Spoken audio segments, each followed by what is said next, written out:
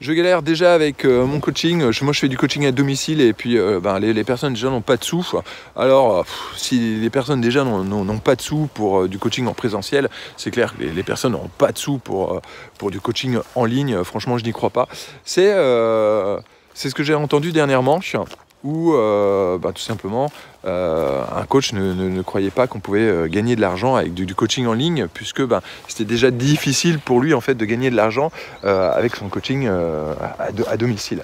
Je ne sais pas si vous avez entendu, il y a un post en ce moment qui fait le buzz sur Facebook, où c'est un violoniste, je vais bien le dire, un violoniste qui joue dans le métro. Et l'étude est assez intéressante puisqu'en fait personne ne s'arrête. Alors c'est un des plus grands musiciens du monde, il remplit des salles, on vient payer sa place pour l'entendre jouer, et là il joue dans le métro et en fait personne ne s'arrête, il y a juste 2-3 gamins qui le regardent et il gagne 2-3 pièces. Donc la morale un petit peu de l'histoire, et j'en ai déjà parlé dans une autre vidéo, c'est que le coaching en ligne, c'est présenter tout simplement la bonne offre à la bonne personne, d'accord. Donc si forcément vous présentez votre offre pas au bon endroit et pas à la bonne personne, ça ne marche pas, tout simplement.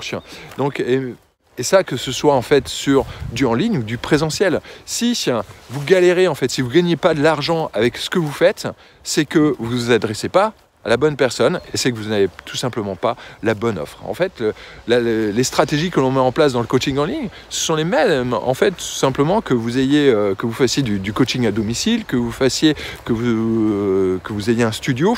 Moi, les techniques que je mets en place, c'est exactement les mêmes techniques que quand j'avais mon studio de pilates et de yoga. C'est de présenter tout simplement la bonne offre à la bonne personne. Et quand c'est comme ça, on ne se retrouve pas en fait avec des clients qui disent « Ah ben non, c'est trop cher ». Donc si à un moment donné, vous ne gagnez pas d'argent, et si vos clients vous disent « c'est trop cher », eh bien, changez votre offre, changez d'endroit. Et parfois, c'est difficile, il faut tout casser pour tout reconstruire. Mais de toute façon, si vous galérez, allez-y, lancez-vous, parce que vous allez galérer sinon toute votre vie. Donc, n'ayez pas peur de casser pour tout construire.